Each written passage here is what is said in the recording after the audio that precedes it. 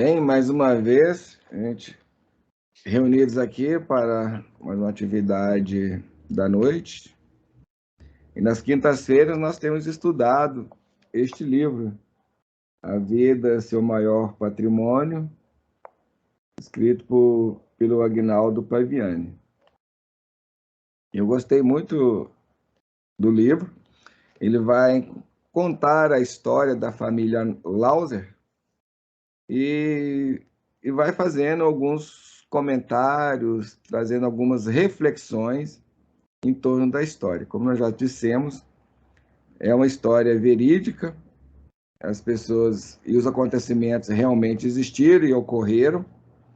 O que foi mudado é o nome dos personagens, das pessoas, para que não viessem a serem identificados. Portanto, é uma história real e verídica, que realmente ocorreu. Bom, e como nós sempre fazemos, em todas as nossas atividades, nós sempre iniciamos elas com uma oração ou uma prece, e a finalizamos também, igualmente, com uma prece, em agradecimento e em gratidão. Não só o momento, a oportunidade de estar aqui reunidos, também para buscando o estudo, a aprendizagem, uma reflexão em cima daquilo que nós estivermos aprendendo, das lições que a gente abordar, né? Estamos abordando no dia. Bom, inicialmente nós fazemos a oração pedindo também o amparo, o apoio para todos nós e para esses momentos, e aquele auxílio para entender e compreender as lições que vierem em pauta ou estarão em pauta na noite ou no dia em questão. Então vamos lá, a nossa prece, a nossa oração, rogando a Deus aquele apoio e o amparo que nós sempre somos carecentes em função das nossas falhas, dificuldades e imperfeições. Então vamos lá. Vamos procurar acalmar os nossos sentimentos, apaziguar os nossos pensamentos. Vamos retornar para a nossa intimidade e vamos fazer aquele esforço de estabelecer uma comunhão com o mais alto. Deus, nosso Pai, Jesus, divino médico e orientador maior de todos nós. Nesses instantes em que iniciamos o estudo do dia das quintas-feiras, recorremos a Ti, vos rogando aquele amparo e a Tua permissão para que a gente possa estarmos sendo auxiliados, intuídos, inspirados pelos nossos mentores e orientadores espirituais. Que esses corações amáveis e benevolentes possam encontrar em cada um de nós aquele espaço e aqueles elementos que, através deles, consigam nos auxiliar, nos ajudar no entendimento, na absorção das lições desta noite. Lembrando daqueles companheiros que não puderam estar conosco no dia de hoje, rogamos por eles, bem como também rogamos por todos aqueles que irão assistir o vídeo de futuro. Ainda lembrando dos nossos familiares, amigos e conhecidos que estejam estagiando por momentos mais graves e difíceis das suas vidas, pedimos, Senhor, possam eles ser envolvidos nas tuas bênçãos e que tenham as condições de captarem o auxílio que sempre nos chegam, vindos de ti, e percebam, Senhor, o amor com que tu sempre nos envolves, nos acalenta e nos alimenta. E assim, possam superar esses momentos de maior dificuldade dentro de um novo patamar de compreensão, de entendimento, de aceitação. Senhor, lembrando ainda da humanidade, que cada dia caminha cada vez mais para um período de conturbação nessa transição planetária, qual estamos vivenciando, que as tuas bênçãos possam alcançar a cada um de nós, nos auxiliando a um novo entendimento, a uma nova compreensão de nós mesmos, da vida, dos nossos objetivos e finalidades de existir. Agradecido por tudo, vos rogamos, ser com todos nós, hoje, agora e sempre, que assim seja. Bom, hoje então nós continuaremos no capítulo 1, A Vida por um Fio, dando sequência aí àqueles leitura que nós iniciamos. E essa parte agora eu a designei de saúde versus doenças versus espiritualidade. Esse foi um título que nós demos a essa parte que nós vamos ver hoje, no dia de hoje. Ela não consta inicialmente do livro. E ele vai iniciar, na sequência daquilo que nós vimos nos estudos anteriores, dizendo assim: cremos ser impossível avaliar a saúde de alguém sem um enfoque conjunto, mente, espírito e corpo. Observemos, por exemplo, a mente. Muitos adoecem o corpo ou são vítimas das chamadas doenças fantasmas, em razão de seu padrão vibratório, ou seja, de seu padrão de pensamentos negativos. Atualmente, dá-se muita importância aos chamados trabalhos feitos, entre aspas, esses trabalhos feitos. O que comumente, no popular, aqui eu abrindo um parênteses para explicar esse trabalho feito, é aquilo que vulgarmente é chamado de macumba. Popularmente, fala assim, macumba. E outros falam, trabalho feito, fizeram um trabalho para você, tipo de coisa assim. Então, ele está falando é disso. Então, atualmente, dá-se muita importância aos chamados, entre aspas, trabalhos feitos, onde pessoas procuram determinadas religiões para desfazer o, entre aspas, despacho. Despacho também, muitas vezes, esse trabalho feito é conhecido com esse nome, o macumba, é conhecido como despacho. E nessas religiões, muitas vezes, eles chamam esse tipo de trabalho de despacho.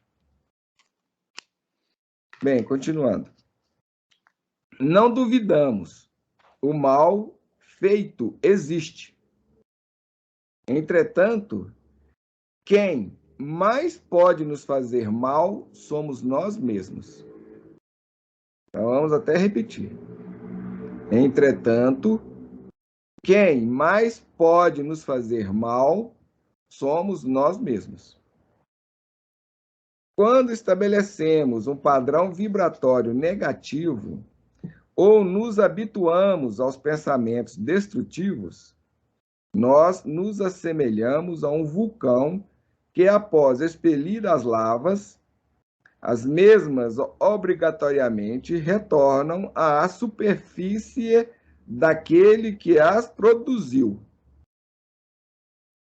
A energia negativa arremessada volta ao ponto de origem e traz com ela energias análogas. Quando não vigiamos nossos pensamentos, abrem-se frestas e então energias deletérias nos atingem em cheio. Analisemos um caso corriqueiro. Uma mulher diz: minha vizinha fez um trabalho despacho e por isso meu marido me abandonou. Vamos propor a ela uma conta matemática. O casamento não estava bem, mas já não havia amor entre o casal, mas havia um matado diálogo no lar.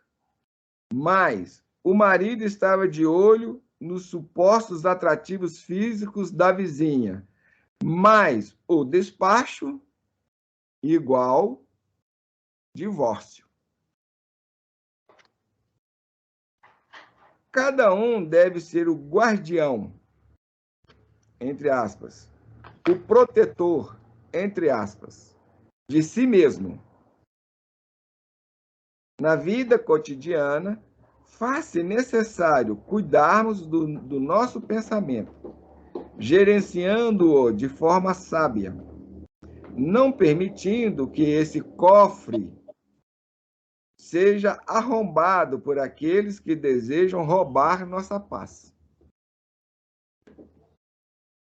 Pensar positivo significa higienizar a mente.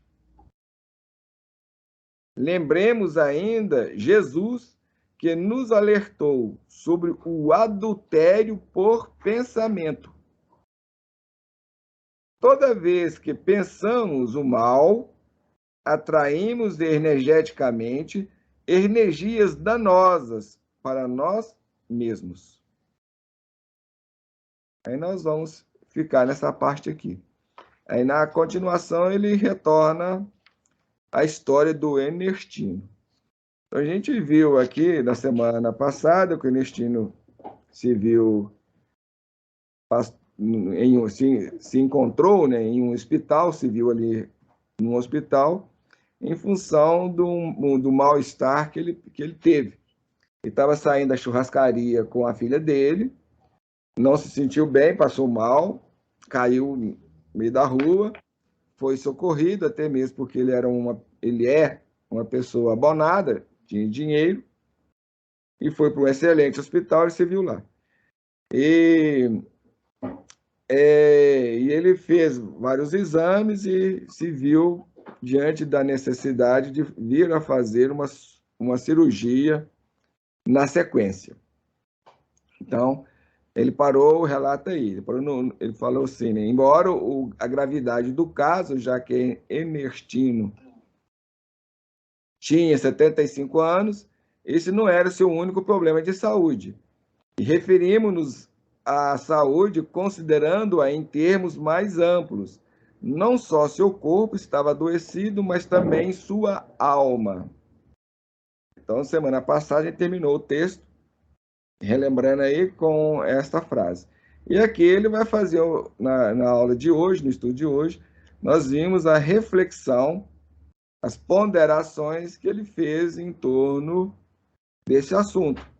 Por isso que eu dei o título a esse trecho de saúde versus doenças versus espiritualidade.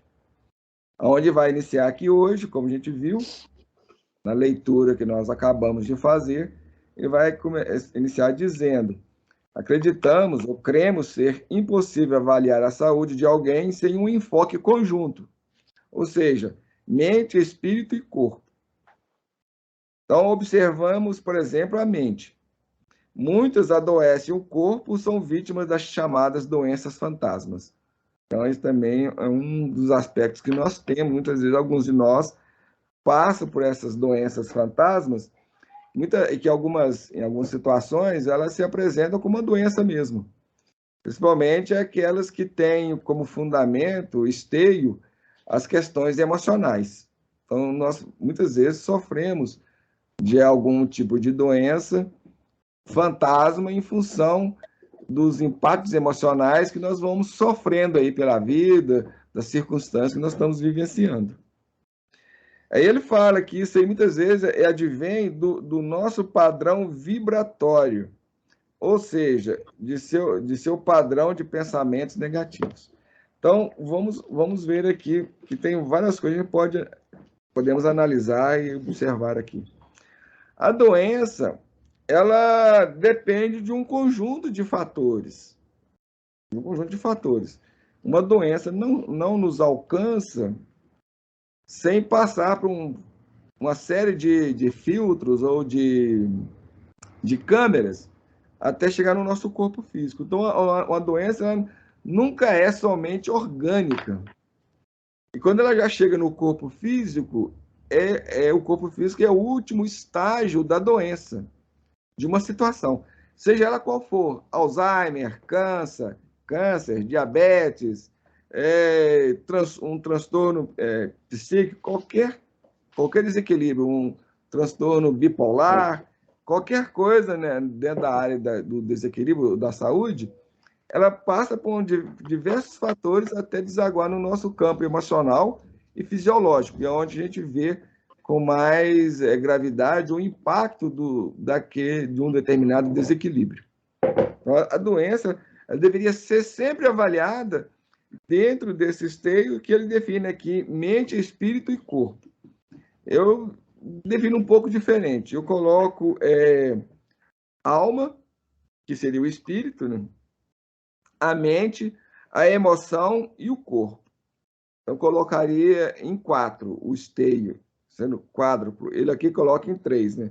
Mente, espírito e corpo. Considerando a mente aqui, incluindo nesse campo da mente a emoção também, né? Mas eu prefiro ver de forma distinta. Então, seria o espírito, a mente, a emoção e o corpo. Então, toda doença deveria ser analisada dentro desses parâmetros, ou seja, desse quadrado ou desse quadriplé. Só que muitas vezes a medicina a medicina humana ainda não aborda dentro desses parâmetros, não vê desta forma.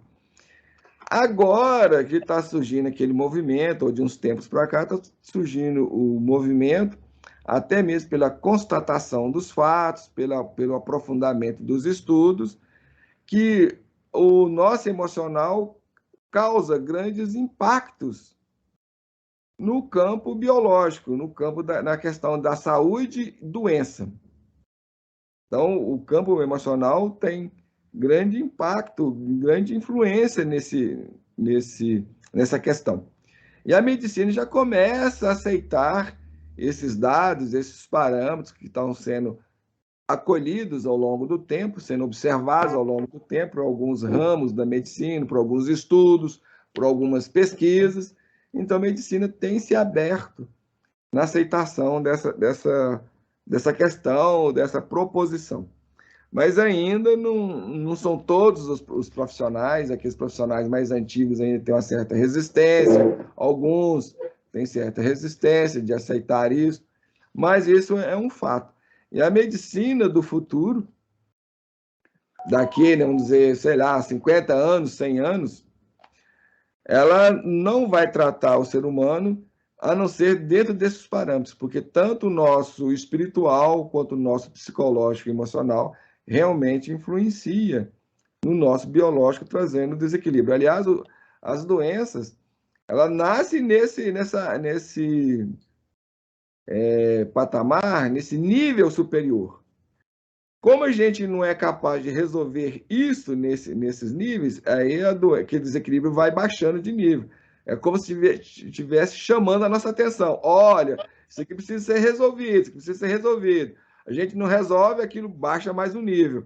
Aí cai no emocional. O trem aqui tá. Você precisa resolver essa situação. Você precisa resolver aquilo.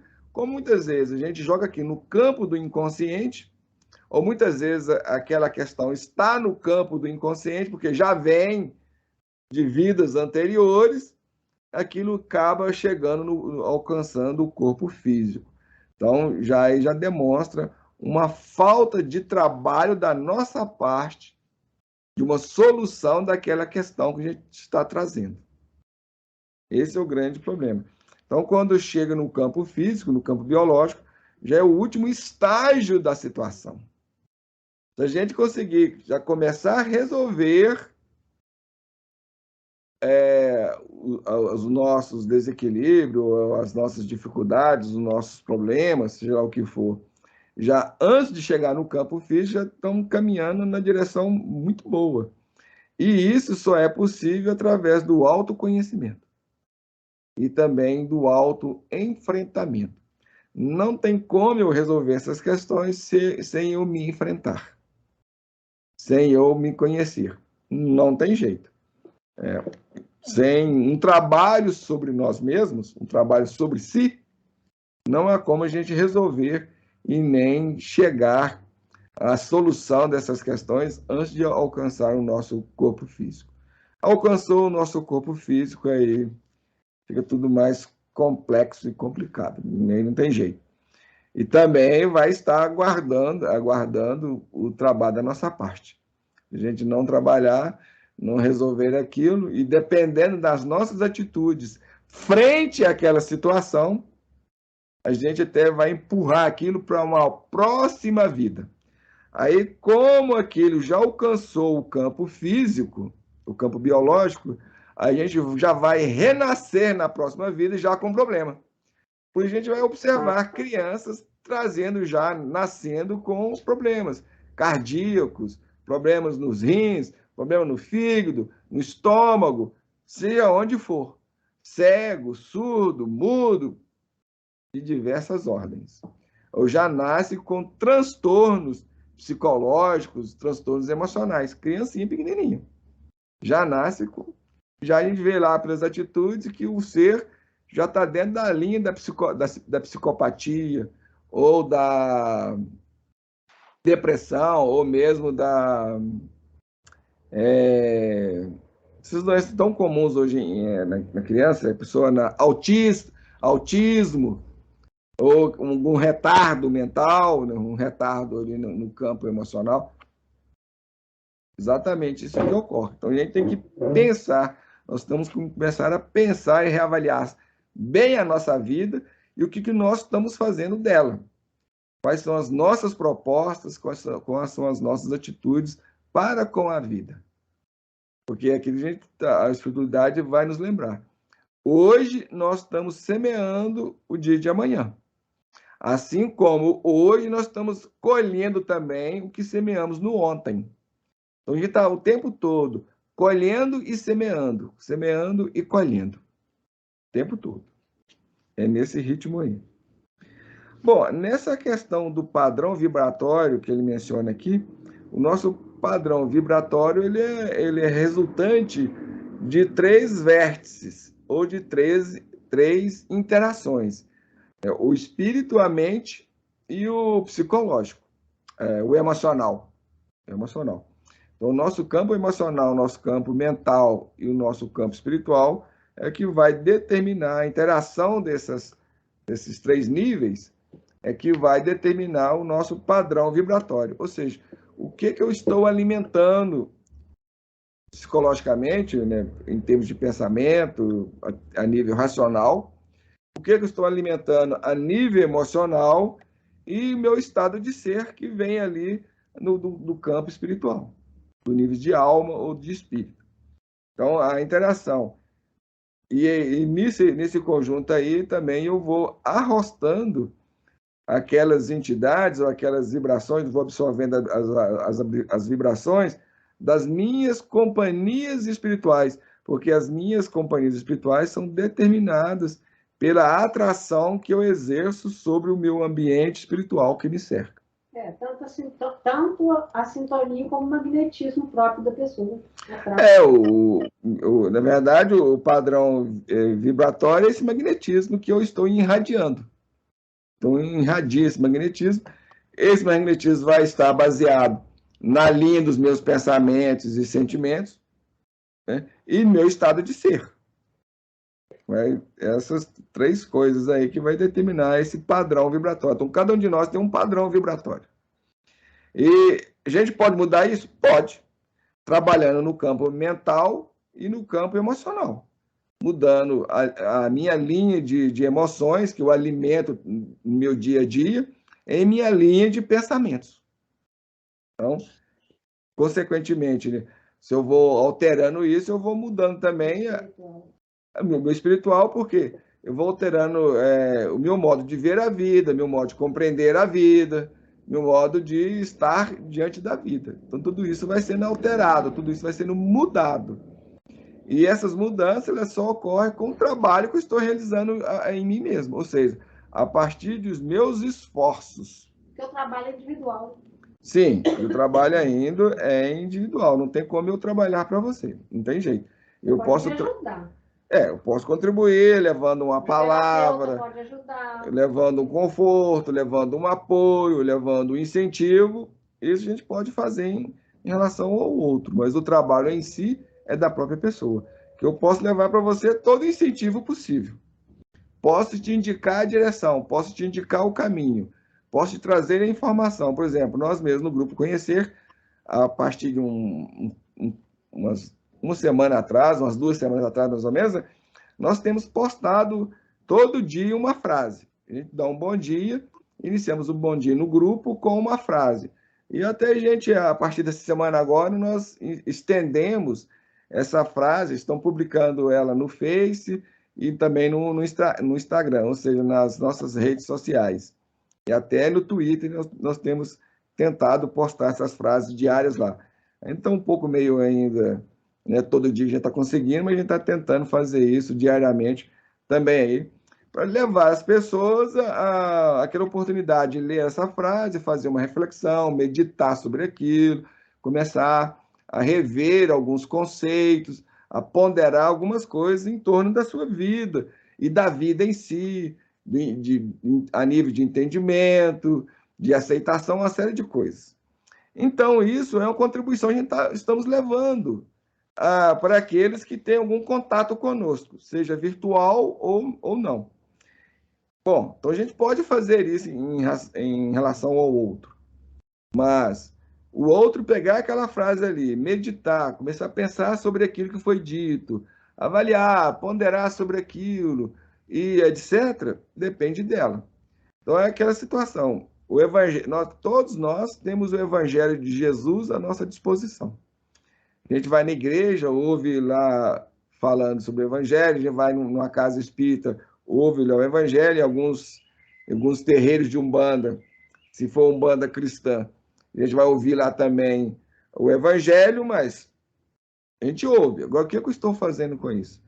O grande mal, o grande problema todo é que a gente acha que basta ouvir ou basta frequentar esses lugares que as coisas vão mudar. Não vão, gente. Não tem. A salvação é eu que tenho que trabalhar. Cada um de nós tem que trabalhar a sua própria salvação. Como? Trazendo para a prática, trazendo para o comportamento, para as nossas atitudes, aquilo que Jesus ensinou. A única forma. E é nesse sentido que Jesus é o Salvador. Ele só é Salvador nesse sentido. Dentro desse parâmetro, dentro dessa forma. Então não adianta eu frequentar lugar nenhum. Porque a Terra é o templo de Deus. O universo é o templo de Deus. Nós somos o templo de Deus. Então não tem um lugar específico. Deus não está aqui ou ali. Deus está em toda parte. Agora, essa conexão com o divino, eu que tenho que fazê-la, ou criá-la, ou reconectá-la, refazê-la, a partir do meu comportamento, a partir da minha atitude, a partir da minha do trabalho que estou realizando sobre mim mesmo. A única forma, não tem outro caminho. Então, Deus, nem Jesus, vai poder vir aqui arrancar cada um de nós e já nos tornar perfeitos. Ué, vamos pensar, vamos raciocinar. Se isso fosse possível, por que Jesus já fez isso há muito tempo? Por que vai ficar esperando a gente viver tanta miséria, tanta desgraça, tanta dor, tanto sofrimento, tanto problema, tanta dificuldade? Para quê? Se ele pode vir cara aqui e simplesmente levar a gente embora. Como se fosse um disco voador. Pega a gente, leva. A gente estamos no céu, resolvidos, perfeitos, lindos, maravilhosos. Pô, não tem sentido. Ele já não ter feito isso. Se não fez, é porque não pode. Senão não tem sentido. E se ele pudesse e não fez, aí já vai entrar numa outra linha de distúrbio psicológico e emocional. Com certeza uma linha errada, totalmente equivocada. Bom, aí ele vai prosseguir nessa questão, analisando esse campo de saúde, doenças, essa coisa toda. Ele vai falar assim: atualmente dá-se muita importância aos chamados trabalhos feitos, onde pessoas procuram determinadas religiões para desfazer o despacho. A gente sabe que essa questão de despacho, trabalho feito, é aquilo que vulgarmente é chamado de macumba. São as famosas macumbas. Ah, porque isso aconteceu comigo, porque fulano fez um trabalho para mim, eu fiz uma macumba para mim, tipo de coisa assim. Ah, eu não progrido na vida por causa de mal olhado, olho gordo. E muitas vezes a gente vai nesses lugares, a primeira coisa que eles nos falam é isso. Ah, fizeram um trabalho para você. Ah, sua vida está carregada por causa disso, daquilo, porque muitos têm inveja de você, muitos te invejam, ou têm um mal olhado para você, etc. Primeira coisa que eles falam. Mas isso é por causa de quê? É em função das nossas próprias atitudes. Tanto é que vai falar assim, ó, não duvidamos, o mal feito existe. Então, o mal feito existe. Entretanto, quem mais pode nos fazer mal somos nós mesmos. Mais uma vez, gente, é aquilo que nós estamos acabando de dizer. Se o outro pudesse fazer alguma coisa contra nós, se pode é porque eu abro a porta. São aquela história, se eu deixo a minha porta, a minha casa aberta, é como se fosse um convite para qualquer um entrar. Então, se eu fecho a porta da minha casa, eu vou dificultar essa entrada, eu vou impossibilitar essa entrada, ou pelo menos dificultar. Então, essa questão de mal feito em relação a nós, esses trabalhos, isso só nos alcança porque a gente estamos na mesma sintonia, no mesmo patamar, no mesmo ritmo. Ou seja, o mal, ele só alcança o mal. É como se eu tivesse deixado a porta de casa aberta. Então, se eu estou no mesmo padrão do outro, naquela mesma sintonia, aquilo que o outro me deseja vai me alcançar, porque eu estou no mesmo terreno, estou no mesmo nível do outro. Agora, se eu estou centrado, se eu sou uma pessoa voltado para o bem, que eu faço bem, eu produzo bem, com certeza o mal feito, ou esses despachos, não vai conseguir me alcançar. Ou se me alcançar, com certeza esse processamento em mim, esse estado no qual eu me encontro, de superioridade, vai dar conta de lidar com aquilo e transformar aquilo totalmente. Então depende realmente de nós. Se nos alcançou, isso indica que tem alguma coisa errada com a nossa atitude, com a nossa postura, com os nossos comportamentos. Caso contrário, aquilo não nos alcançaria. Então, ele vai continuar dizendo ainda. Quando estabelecemos um padrão vibratório negativo ou nos habituamos aos pensamentos destrutivos, nós nos assemelhamos a um vulcão que, após expelir as lavas, as mesmas obrigatoriamente retornam à superfície daquele que as produziu. Então, é exatamente isso. O mal nos alcança por quê? Porque nós já estamos, de alguma forma, já fazendo o mal. Se não estivéssemos, aquilo não nos alcançaria. Estou falando, a gente está dentro daquele padrão, dentro daquela situação, dentro daquelas circunstâncias. E como a gente faz o mal? Pensamentos destrutivos, emoções negativas. Todo momento de desequilíbrio que a gente vivencia, a gente faz o mal naquele momento. Por isso que a gente vai encontrar a definição do mal. O que é o mal? Perguntou a espiritualidade. E ela respondeu: a ausência do bem. Então, para eu estar fazendo mal, eu preciso necessariamente estar fazendo mal? Não. Não. A partir do momento que eu não estou fazendo bem, automaticamente já estou fazendo mal. Porque o mal é a ausência do bem. Então, se o bem está no meu dia, eu teria que estar 24 horas fazendo bem. Eu consigo fazer isso? Não. Então, naquele tempo que eu não estou fazendo bem, o que eu estou fazendo? O mal. É interessante que até o pensamento da gente, dependendo da situação que está presenciando, que vivenciou, a gente joga aquele dado mental infeliz. Até o pensamento. Porque às vezes a gente não executa, nem dá o troco, nem fala, pronuncia, mas aí você pensa. Ou sente. Então a vigilância tem que ser muito. A gente tem que estar muito vigilante. Por isso, aí a importância do autoconhecimento, da conscientização, aquilo que Joana de Anjos vai chamar de autoiluminação, a espiritualidade vai designar de autoiluminação, ela é fundamental. Tem um fator muito importante que eu estou até falando com uma pessoa, de não dar, para a pessoa não dar peso no lado negativo que o outro falou a respeito dela própria. Entendeu? Sim, isso é. E a tendência da gente alguém falar assim, por exemplo, você é feia. Vamos pegar essa palavra, você é feia. Aí você fica o dia inteiro matutando, ai que raiva, ela falou que eu sou feia. Aí olha o seu nível, aí você só vai encaracolando, bastando. O problema é que nós estamos numa situação muito, vamos dizer assim, ingrata, muito infeliz. Porque a gente está o tempo todo produzindo mal. Por quê? A gente não está produzindo bem o tempo todo. Então a gente produz muito mais mal do que bem. Então a nossa forma de ver a vida, de entender a vida, de compreender a vida, está totalmente equivocada, está totalmente errada. Isso se fundamenta no fator da falta ou da ausência de autoconhecimento. Eu não me conheço, eu não me vejo, eu não me percebo, eu não tenho consciência. Então, a gente vive dentro de um automatismo. E dentro desse automatismo, eu estou produzindo mais mal do que bem. E quando a gente produz o mal, eu me sujeito a receber o mal. Porque é isso que ele está falando.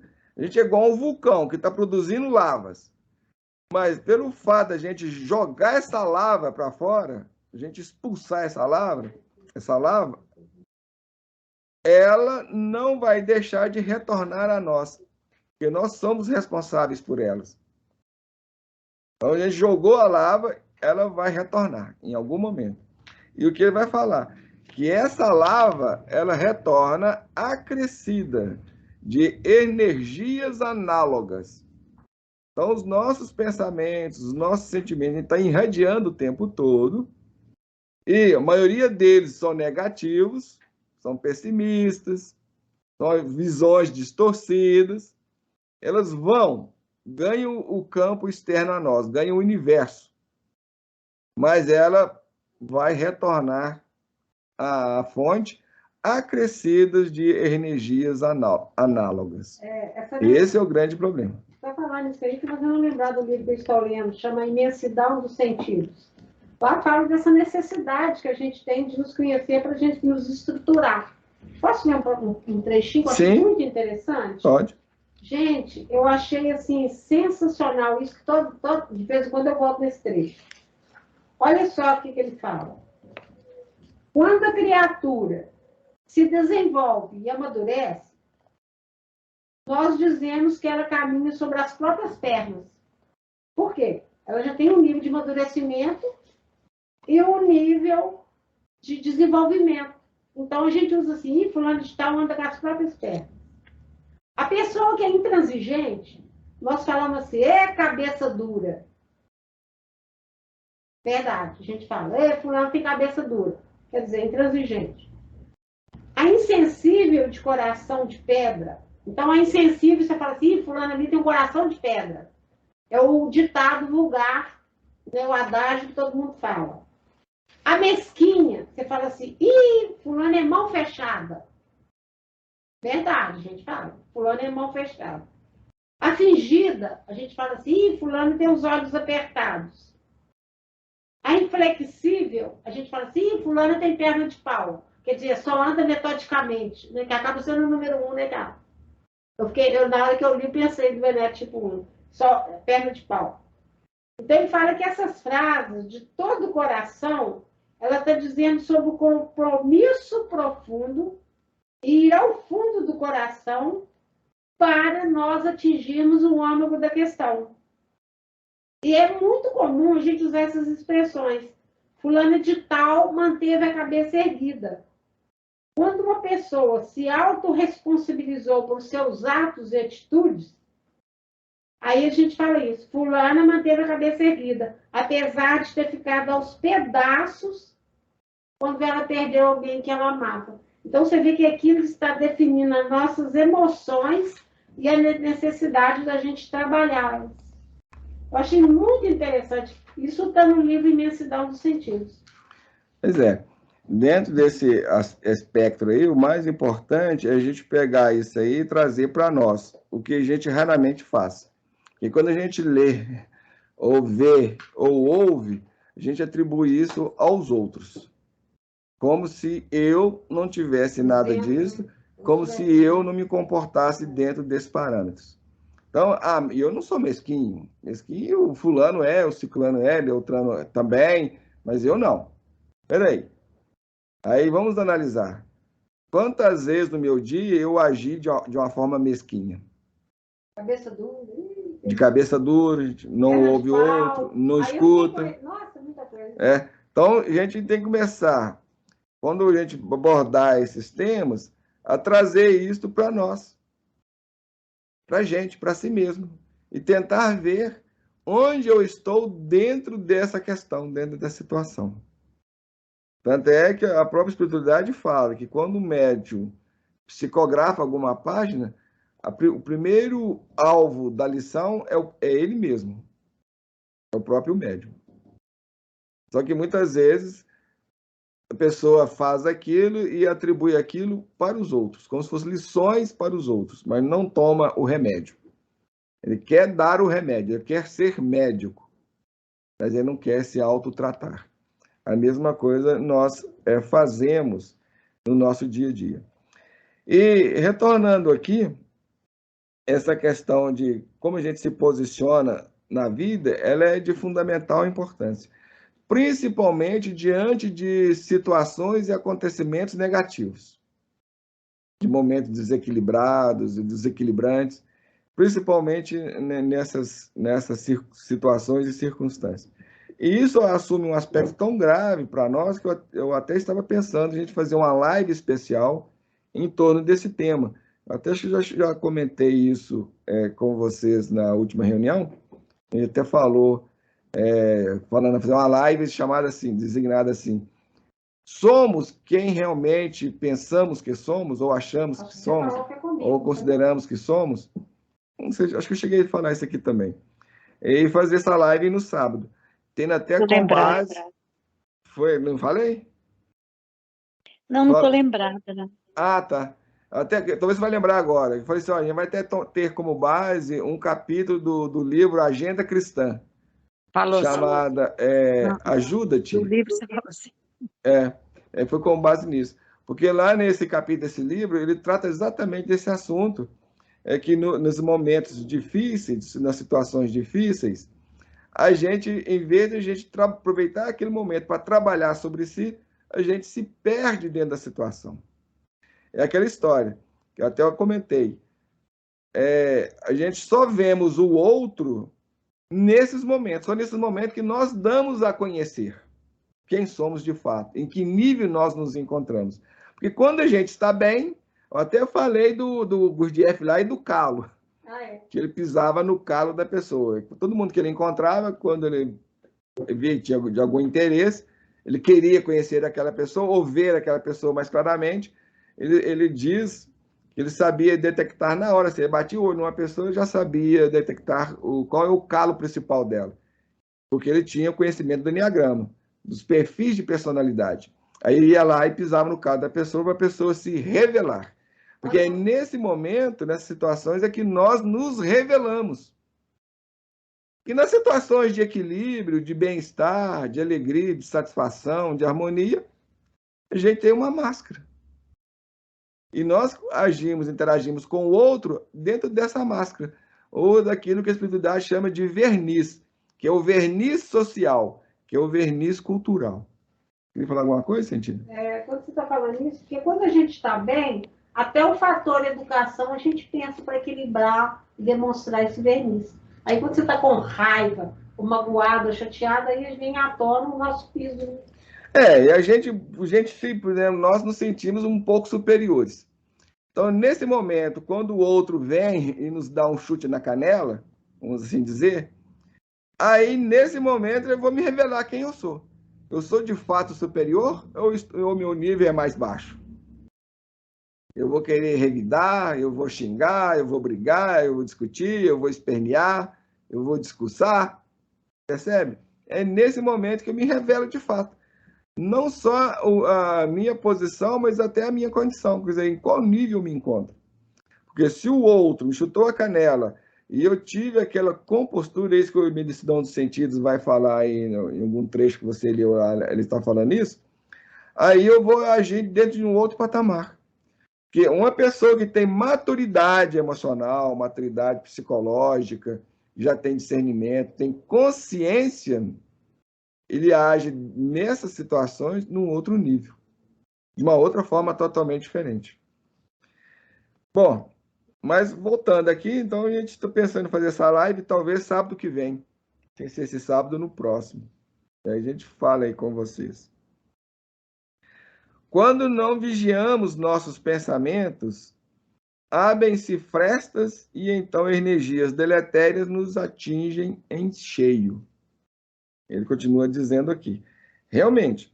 Agora, não é só o pensamento, né? Também tem o campo emocional. Só que é bem mais fácil a gente observar o pensamento do que observar a emoção. A emoção, para um trabalho de autoobservação, ele é muito mais difícil, porque ela é mais rápida. Então, quando a emoção, você vê, ela já veio, já fez o estrago e já foi. É assim. Já o pensamento... A emoção é mais fácil para a gente ver. Não, ela é mais difícil. Ela é mais impactante. Nesse sentido, sim. Fica mais, porque o problema todo é da emoção, a gente tem mais a lembrança dela. E o pensamento aí fica um pouco mais fácil a gente trabalhar com ele, a nível de pensamento. Já a nível de emoção é mais difícil. Ela requer um volume maior de energia para a gente poder vê-la e também já um estado um pouco melhor para a gente poder detectá-la. Vamos dizer, a gente tem que estar realmente aí não só vigilante, mas orando também, senão ele não consegue perceber. E já o pensamento, não, a gente está em estado de vigilância, o que Jesus designa de vigilância, ou de vigiar, né?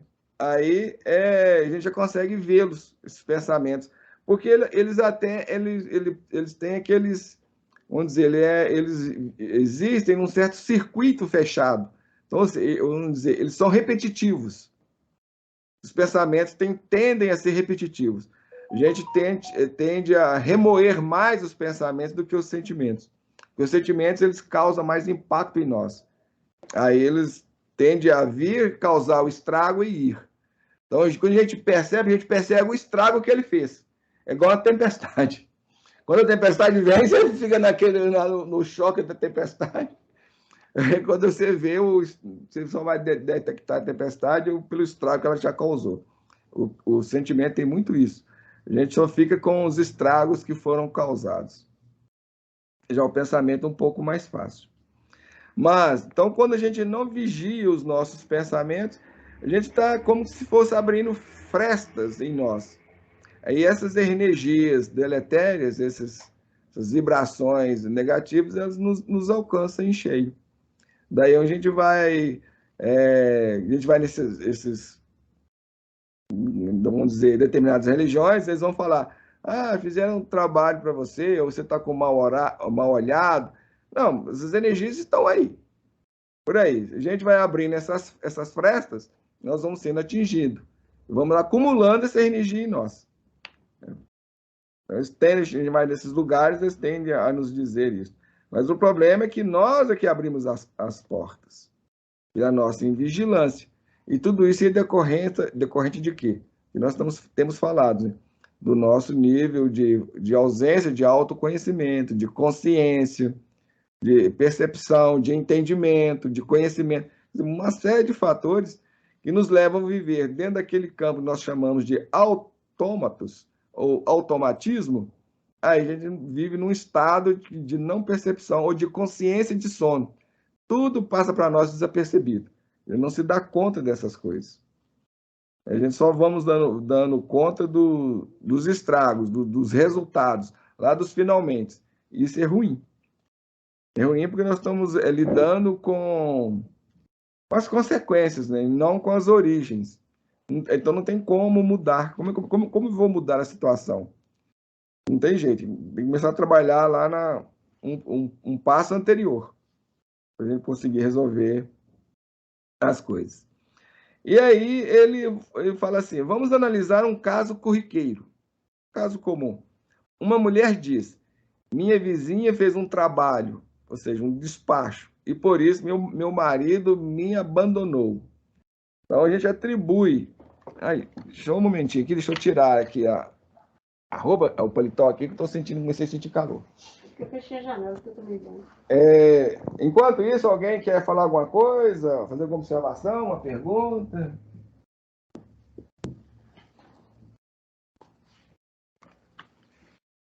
Então, podemos continuar, então?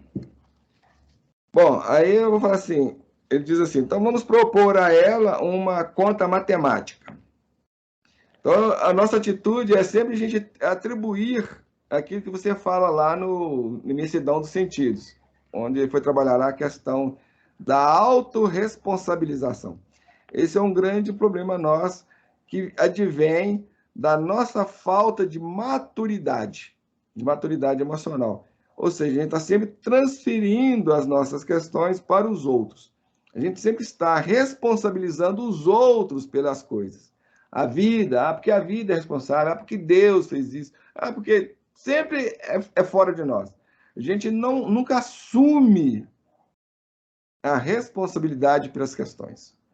Então, nós tendemos a fugir. Isso é um grande problema do ser humano, que advém do nosso nível infantil, que é originado pelo automatismo, por uma série de fatores aí que a gente decorre disso. É a nossa falta de maturidade. Por isso que lá no Missão Não Sentido vai falar, né? Quando a pessoa começa a se autorresponsabilizar, já começa a indicar um caminho de maturidade. Correto. Bom, então vamos propor uma equação matemática nos dias de Paviani. O casamento não estava bem. Então o casamento já não estava bem. Mas já não havia amor entre o casal. Então já são duas coisas. O casamento não estava bem e já não tinha amor. Mas haviam matado o diálogo. Então já não tinha diálogo entre eles. Então, mais um terceiro elemento. Mas o marido já estava de olho nos supostos atrativos físicos da vizinha. Então é o quarto elemento. Mas o despacho, o dito despacho, igual o quê? Divórcio. Então não precisaria nem ter o despacho, porque o terreno já estava quase que propício.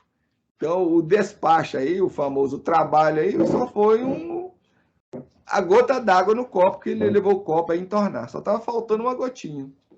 Esse é o grande problema. Porque se tudo está bem, se tudo está equilibrado, igual, vamos pegando o exemplo, a analogia do copo. Se o copo está vazio, você pode pingar a gota lá, o tal do despacho lá dentro, lá, o copo está vazio, não vai fazer diferença nenhuma. Mas o caldo está quase entornando. Aí qualquer gotinha vai levar o caldo a entornar. Esse que é o grande problema. Então, o problema não é o despacho, o problema é os fatores que a gente não trabalhou. Por quê?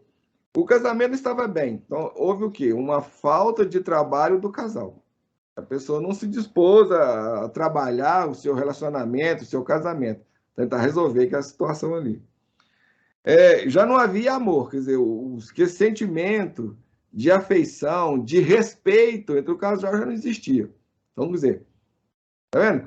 É aquilo que eu falo para vocês, que quando a gente comete um pecado, a gente nunca cai num pecado só. Na verdade, qualquer situação, a gente cometeu vários, ou incidimos em vários pecados ao mesmo tempo. Esse que é o grande problema. Porque um pecado só passa desapercebido, não causa algum transtorno, mas não é tanto assim. Se a coisa chegou a desgringolar totalmente, já chegou ao acidente de trânsito, vamos supor, em caso de trânsito, por exemplo, se chegou ao acidente lá, eu bater o carro e amassar tudo, é porque eu já vinha cometendo vários desrespeitos à lei de trânsito antes. Eu já vim furando sinal, estava correndo muito, aí só vai acrescentando um monte de fatores. Às vezes eu não fiz manutenção no carro adequadamente, entendeu? É um conjunto de coisas. Ou estava no celular lá, hoje em dia, então, um grande problema que está vendo aí em questão de acidente de trânsito é o tal do celular. Agora, o celular em si é culpado? Não. Porque o celular é uma ferramenta, assim como o carro.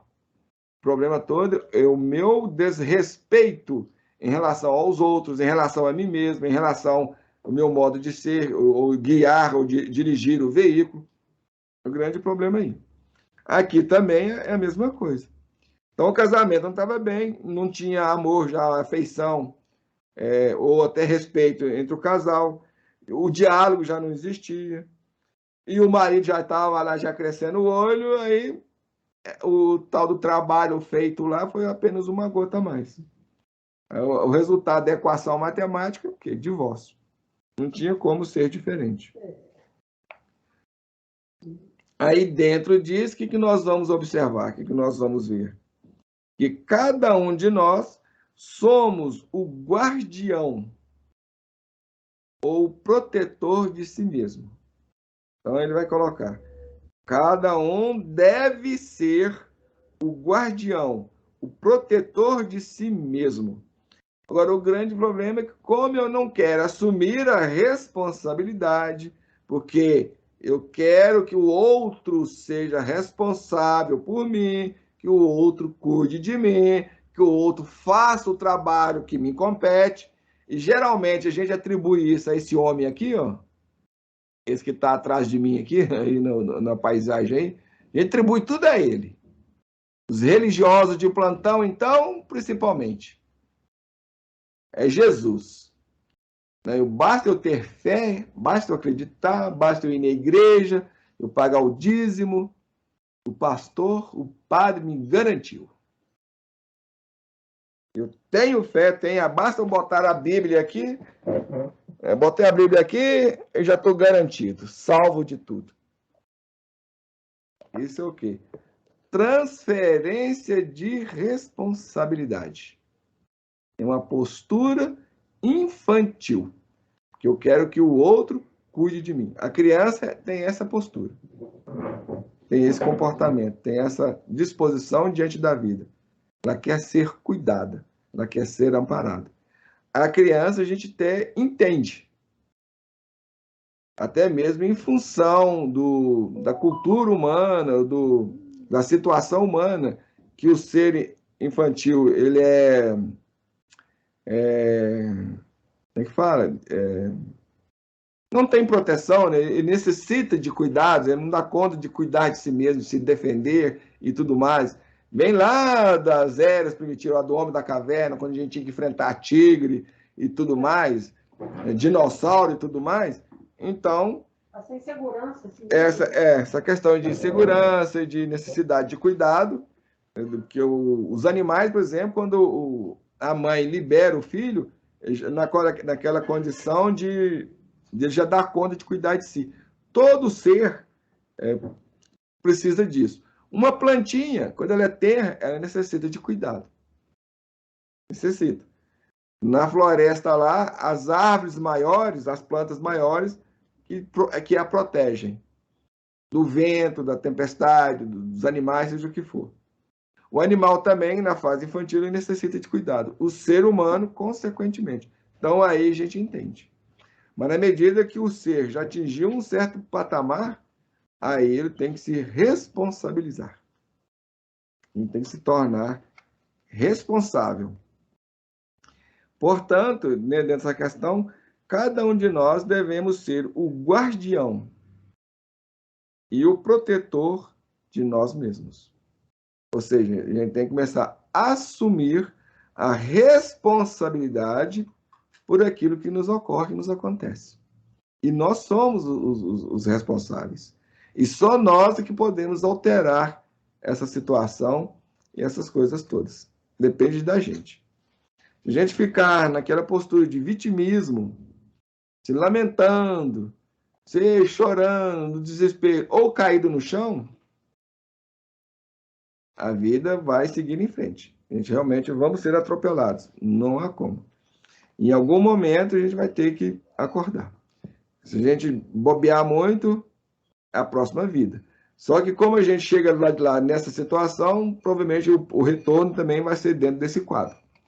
Aí eu não valorizei, eu não me responsabilizei. Aí eu chego na outra vida já perdendo pai e mãe já desde cedo. Porque aqui eu não valorizei, eu não me responsabilizei pelas minhas questões. Eu já sou convocado a mudar desde cedo. Então, a gente tem que começar a rever os acontecimentos, os problemas, as dificuldades para nós, já com outro olhar. Seja um vírus, seja uma doença, de qualquer coisa. Qualquer acontecimento negativo. Todas as situações desarmônicas ou difíceis, todas as circunstâncias, a doença, tudo isso é um convite de Deus para nós. É um chamado para a gente reavaliar as nossas posturas, as nossas condutas, o nosso modo de ser, o nosso modo de ver a vida, de encarar a vida, de compreender a vida, de aceitar a vida. Tudo, fazer uma reavaliação geral. No nosso campo mental, no nosso campo psicológico, emocional, etc. É uma reavaliação geral. Então, as situações difíceis, as circunstâncias complicadas são convites para nós. E os momentos de calmaria são bênçãos no nosso caminho. Aquele 7º dia do Gênesis. É o 7º dia. A gente não pode esquecer que a semana e a vida não tem só 7 dias e que acabou. Não. A vida é composta só de 7 dias? Não. A vida são um ciclo de 7. 7, 7, 7, 7. Então, o mês, ele repete 7 dias. São 4 vezes 7 dias. Mas o mês também se repete. Ele vai se repetir em 12 vezes. Já de uma forma mais ampla, a vida de uma forma mais ampla, é uma repetição de anos. Então, tudo está se repetindo. Por isso a gente trabalha 5 dias ou 6 dias e um dia de descanso. Então, na nossa vida, nesse quesito, os momentos de calmaria são os momentos de descanso que a gente tem de respirar. Que alívio tal, mas já tendo em vista que logo à frente tem o trabalho. Por isso que o trabalho é uma constante na vida humana. Não o trabalho externo, o campo externo. Até no campo externo também. E, na verdade, o trabalho no campo externo deveria ser um reflexo do trabalho do campo interno nosso, que a gente geralmente não faz. Você está fazendo lembrar da eterna segunda-feira que todo mundo reclama. Então, assim, a gente tem que começar a rever isso, então. A Covid, por exemplo, foi um convite para nós. E na medida que a gente vai criando resistência, que a gente não vai aceitando, vai ignorando, ou fingindo de conta que não está entendendo, tem que vir algo mais difícil, tem um chamado mais duro. Então a vida vai também endurecendo conosco. Ela dá tempo, Deus dá tempo. Por isso que é o grande problema nosso. Porque o tempo de Deus é longo. Aí a gente acha, não, está tudo resolvido. Beleza, passou. Não. Porque o tempo dele dá um tempo para a gente. Ele manda, dá um tempo. Às vezes a gente ouve um chamado ali, aparece outro chamado aqui. Pois, gente, oportunidade a gente tem toda hora. Deus não nos abandona em momento nenhum. A gente está vendo aí. Surgiu o varíola do macaco ali. Ah, a dengue está pegando de cá. Ah, porque a chikungunya está de lá. E a gente vai ignorando tudo isso. Aí uma hora vai chegar um chamado mais forte. Aí veio a Covid, um chamado mais duro. Paralisou o mundo por algum tempo. Paralisou tudo. Então, foi até bom. Deu uma calma no mundo. A própria ciência fala que, nesse aspecto, o meio ambiente deu uma respirada, a atmosfera da Terra deu uma respirada, deu uma melhoria, deu um alívio. Olha só. Até o mar, as águas, tudo deu um... Porque o ser humano é um centro de distúrbio, de perturbação, que vocês não fazem ideia. Não fazem ideia. Quando nós somos seres que perturbamos o meio ambiente, perturbamos tudo, uns aos outros, a gente complica, faz um inferno da nossa vida, da vida dos outros e da vida da Terra de uma forma geral. Coitado, os animais, tem nada a ver com pepino, paga o peixe. As plantas, as florestas, o meio ambiente, tudo vai pagando pato por uma coisa que eles nem têm culpa, porque eles não têm nem nível de consciência para isso. Por isso, nós, como seres conscientes, seres racionais, tanto é que fala que a gente está no topo da cadeia alimentar da Terra, no topo da criação. A gente deveria responsabilizar por tudo isso, tratar tudo isso com respeito, dentro de um outro patamar. Mas, infelizmente, não.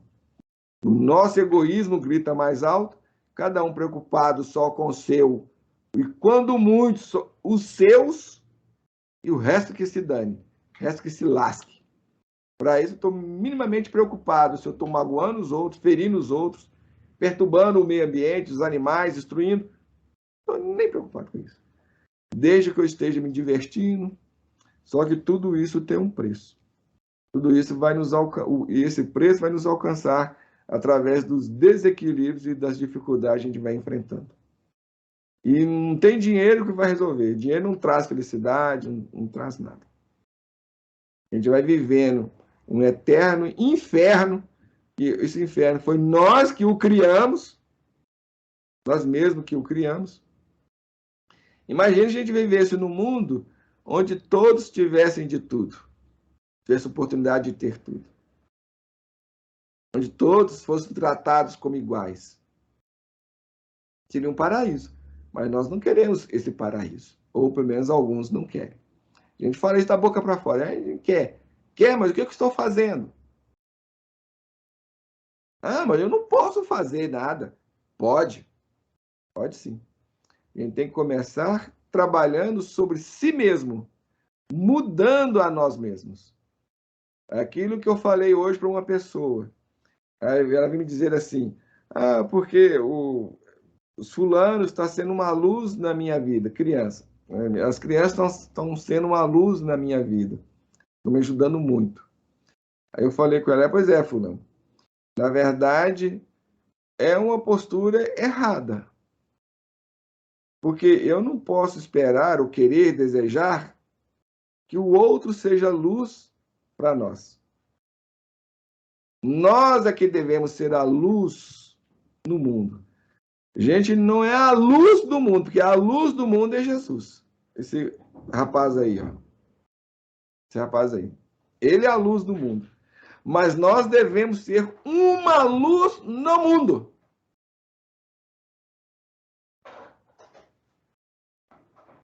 Qual tipo de luz? A gente vai iniciar com a luz de uma vela. Só uma velinha. Não é velhinha, não. É vela mesmo. Velinha, uma vela pequena. Um palito de fósforo. Na verdade, nós somos um palito de fósforo, né? Porque a nossa luz ela é bruxuleante e ele apaga. Então, a gente tem que acender ela várias vezes.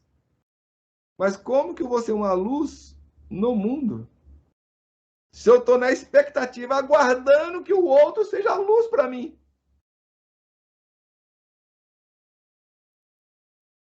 A convocação de Jesus é: aquele que quer ser meu discípulo, venha após mim. Ou seja, fazer o trabalho dele, ter as mesmas atitudes, o mesmo comportamento dele. Se ele é a luz do mundo, então eu tenho que fazer o esforço de ser uma luz no mundo. E como que eu vou ser essa luz no mundo? Dando testemunho. Agora, dar testemunho nas horas fáceis, naquelas horas que está tudo tranquilo, que ninguém me aborrece, que ninguém pisa no meu calo, que eu estou sendo tratado bem, que eu estou sendo paparicado. Luz nessa hora? Na hora que surge um momento difícil, que a pessoa pisou em mim, me deu um troncão, me jogou no chão, é nesse momento que eu vou poder dar o meu testemunho daquele ponto que eu estou de fato, onde me encontrei e que eu alcancei de compreensão, de entendimento. Você está fazendo lembrar daquela história, né? Que a gente é muito mal orientado, mal ensinado, mal educado. Porque aquela história, ai Deus, me dê paciência. Você só vai provar paciência numa dificuldade. Contemplando o mar, o ar maravilhoso, para que ter paciência?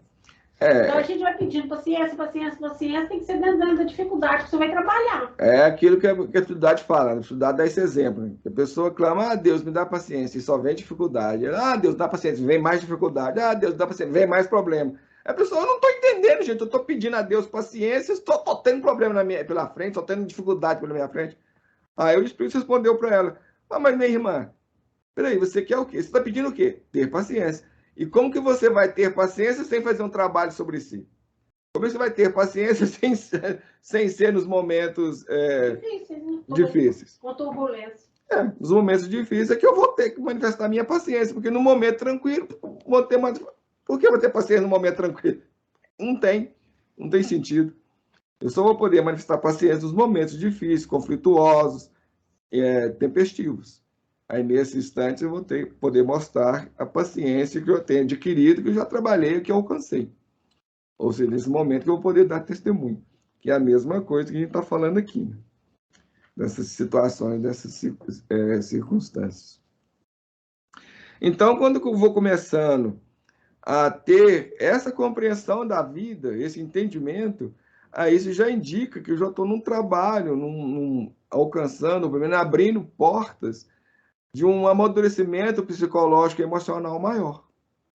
É nessas horas que eu vou mostrando realmente o nível de amadurecimento que eu tenho, o nível de maturidade psicológica e emocional que eu alcancei. Se eu ajo de forma desequilibrada, se eu me desequilibro e caio, isso indica que ainda tem algo faltando, tem algo a desejar. Eu ainda não... Esta é a prova. Então, eu não tenho como subir para a nova sala, a nova classe. Eu vou ter que repetir o ano porque eu falhei na prova. Assim como no concurso ou numa prova que você faz. Se você falhou no teste, você vai ter que reestudar, reaprender, rever, para tornar a fazer aquele teste novamente em algum momento. Seja no final no outro ano, ou seja o que for. Na vida é a mesma coisa. Aí eu estava falando para essa pessoa, o importante é, eu vou errar? Vou. Eu vou falhar? Vou. Isso é fato. Porque, como ela mesma fala, eu não sou perfeita. Eu falo assim, mas nenhum de nós somos. Eu sou humano. Todos nós somos humanos. Eu, vocês, quem vem nos ouvir, o seu marido, o seu filho, o seu pai, todos nós somos humanos, todos nós somos imperfeitos. E todos nós cometemos erros, cometemos falhas. Eu errei, eu não presto. Não. Isso aí é vitimismo. É só mais uma faceta das minhas manipulações, da minha infantilidade. Então, é o que eu chamo de lamber ferida. Então, é vitimismo. Vou parar de ser vítima. É aquela história que muitas vezes eu dou de exemplo. Você tirou o leite, está levando o leite, e você tropeçou e caiu, o leite derramou. Então, em vez de ficar chorando sobre o leite derramado, qual que é a postura correta? Derramou, perdeu mesmo, não tem jeito, vou fazer o quê? Eu tenho que levantar, pegar as vasilhas, asseá-las novamente, voltar ao curral, apear o gado, a vaca, tirar novo leite. Não tem outro recurso, gente. Eu ficar lá chorando, lamentando, maldizendo, não vai repor o leite que foi perdido. Além de não repor, eu vou estar abrindo brechas para situações menos felizes. Ou seja, eu estou dando guarida àqueles que não gostam de mim, que são os meus desafetos espirituais de passado, porque nós não somos boas biscas hoje, imagina o passado, a gente era muito menos. A gente causou muito mal, a gente fez muito mal. Então tem muitos que nos odeiam, que não gostam de nós, não têm simpatia por nós. Tem aqueles que querem ver a coisa pegar fogo mesmo, tudo ir tipo para o espaço, negócio, quer ver, por exemplo, o pasto queimar. E tem esses também, que são, vamos dizer, os ordinários. Eles vêm também alimentar tudo isso. Tem aqueles que querem ver o caos mesmo, que quer ver a bagunça, a confusão, porque isso aí, para eles, é bom, é ótimo, é excelente, porque dentro desse caos, da confusão, eles reinam, eles dominam, e a gente chama os senhores do caos. Então, eles também têm seus aliados, têm seus aficionados que ficam andando pela vida aí, promovendo confusão, atrito, briga, ou seja, caos. E a gente, com essa postura, eu estou dando guarida a tudo isso aí. E eu acabo sendo um dos que estão contribuindo para esse caos todo. Então, em vez de eu acender a luzinha, a minha luz ser uma luzinha nessa escuridão toda, eu estou alimentando a escuridão. Estou alimentando a escuridão. Agora, se eu tenho uma postura diferente, aí eu começo a acender uma luzinha. E não importa se os outros, não precisa de eu falar, alardear. Porque o meu exemplo vai impactar, mesmo que eu não saiba. Os outros vão olhar para a gente e vão ver. Se não tem pessoas à nossa volta, quem está no mundo espiritual, porque todos nós estamos cercados pelo mundo espiritual o tempo todo, é aquilo que Paulo de Tarso vai falar. Nós estamos envoltos por uma nuvem de testemunhas, todos nós, sem exceção, estamos o tempo todo envoltos por uma nuvem de testemunha. O Raul Seixas já cantava isso na sua música, ele falava assim, mais ou menos assim, que é difícil imaginar que você está no banheiro, peladão lá, fazendo tudo que você faz no banheiro, e alguém está sabendo que você está fazendo e vendo o que você faz lá. Então, é uma música que fala sobre isso. Que é exatamente isso. Nós estamos o tempo todo sendo observados. O tempo todo. A gente nunca está sozinho. Então, tem aqueles que estão testemunhando a nossa postura, a nossa conduta. E estão vendo. São as crianças que estão à nossa volta. Se eu me coloco no patamar infantil tal qual eles, o que estão aprendendo comigo? É fácil? Não. É aquilo que eu falei para a pessoa. A gente vai errar, a gente vai cair, mas o que eu não posso é desistir ou desanimar. Ou se entregar. Ou se entregar, que é o desistir. Quando você desiste, você se entrega. Então, eu não posso nem desanimar, nem me entregar. Então, eu vou o quê? Perseverar. Por isso que Jesus já falava, já orientava. Aquele que perseverar até o fim, esse será salvo. Porque na medida que eu vou perseverando nesse trabalho, nesse empenho, nesse esforço, eu vou abrindo campo ou vou abrindo, é como se fosse um mato, né? Tem um mato lá. E eu vou abrindo lá, vou cortando o mato, então eu estou abrindo clareiras. Eu estou abrindo situações, eu estou expandindo situações, ou esses aspectos mais positivos. E isso aí, gente, é um trabalho de formiguinha. É um trabalho de formiguinha, que vai carregando grãozinho de açúcar por grãozinho de açúcar. Em algum momento, esses grãozinhos vai ser uma montanha. É igual, por exemplo, a Terra, quando ela se iniciou com poucos grãos de pó, de poeira. Então, esses grãozinhos foram se juntando, foi formando, foi crescendo. Na medida que você vai crescendo, ele foi atraindo outros maiores e mais, até formar a Terra. E assim são todos os planetas, inclusive o Sol. É lógico que na formação desses planetas e do Sol houve uma mente orientadora de tudo isso que a gente chama de Cristo. Eles é que dão um impulso inicial para aquilo, onde vai ser alimentada a força da gravidade. Eles impulsionam a gravidade, é como se eles acionassem a gravidade se faz presente ali e começa a aglutinar. A mesma coisa somos nós nesse trabalho de desenvolvimento pessoal. Então, nesses pequenos esforços diários, mesmo que eu erre, eu falei para a pessoa, não tem problema eu errar. O importante é o meu esforço, meu empenho, meu trabalho. E é a intenção que está por trás disso que é essa mente orientadora. Então, errar eu vou.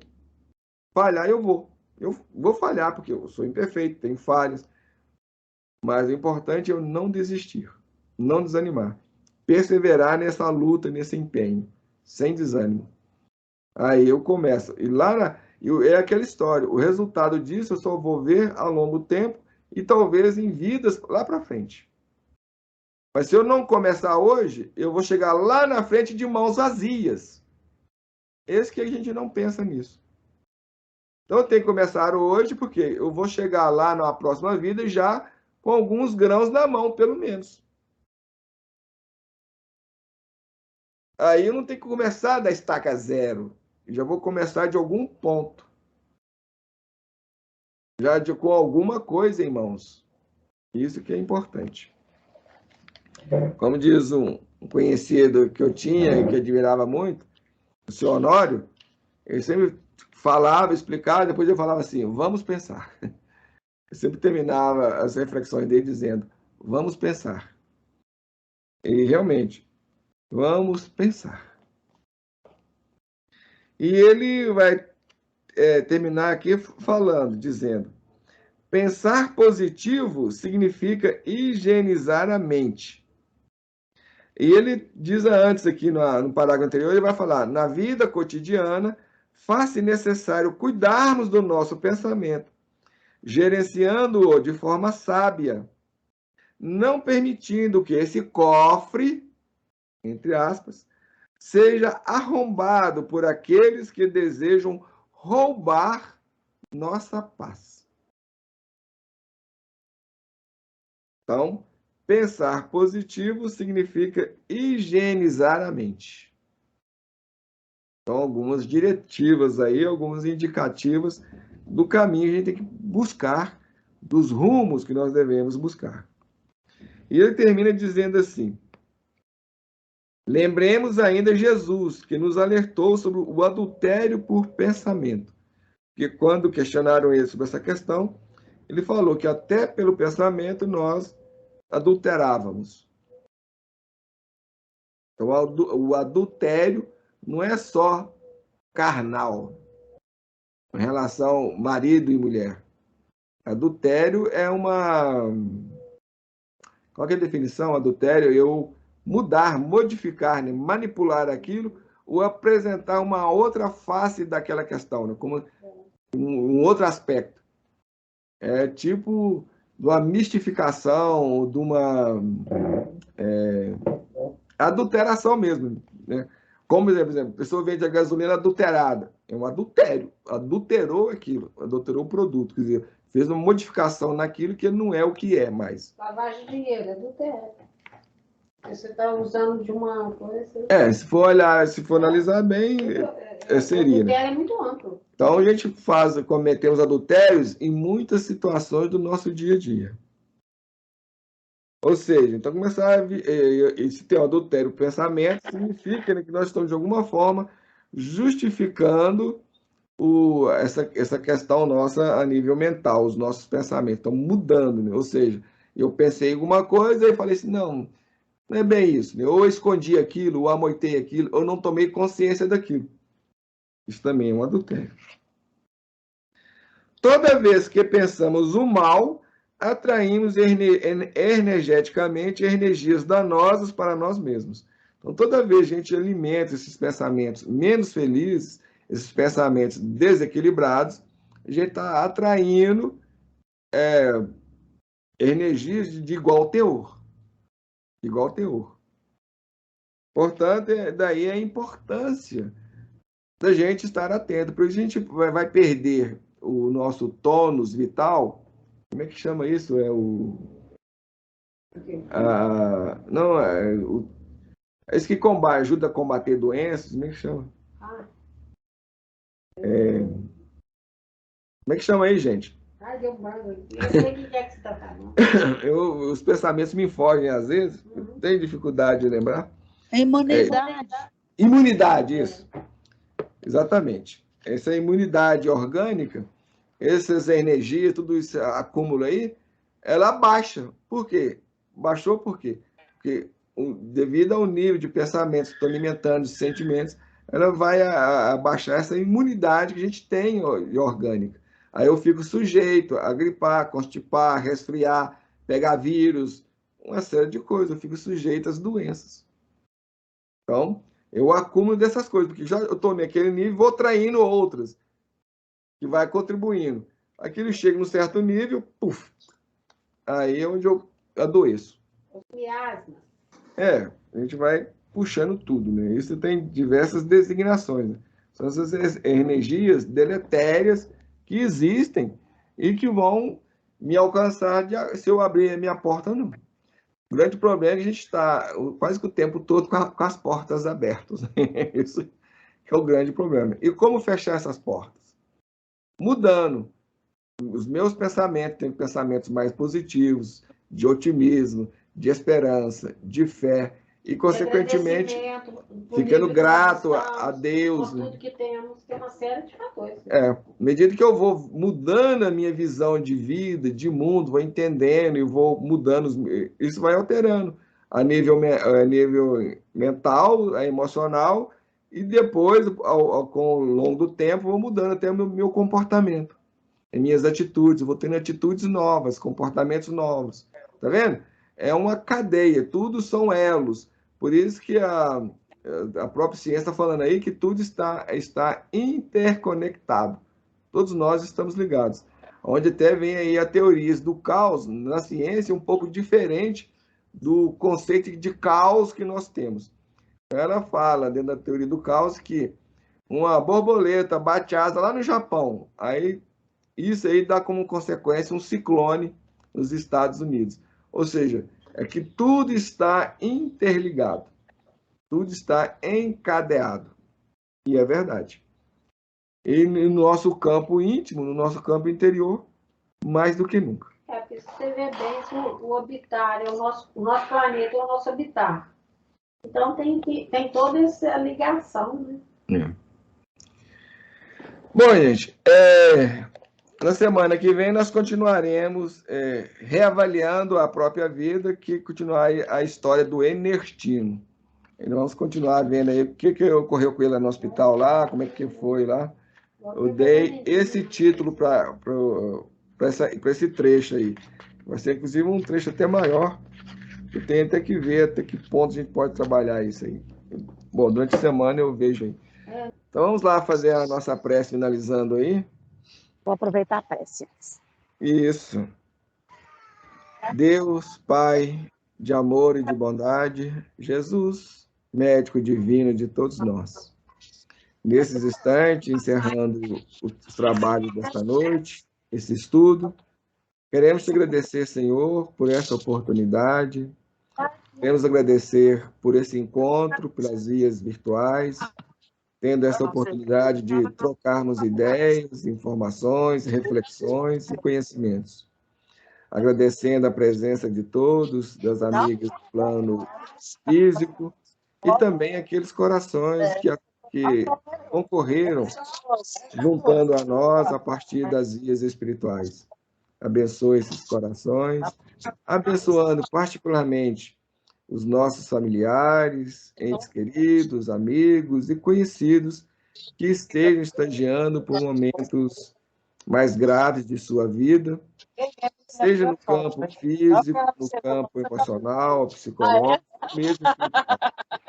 Envolva esses corações, Senhor, levando a eles aqueles elementos de que eles necessitem para o seu reequilíbrio e para a retomada de suas vidas num terreno de harmonia, de lucidez, de maior equilíbrio.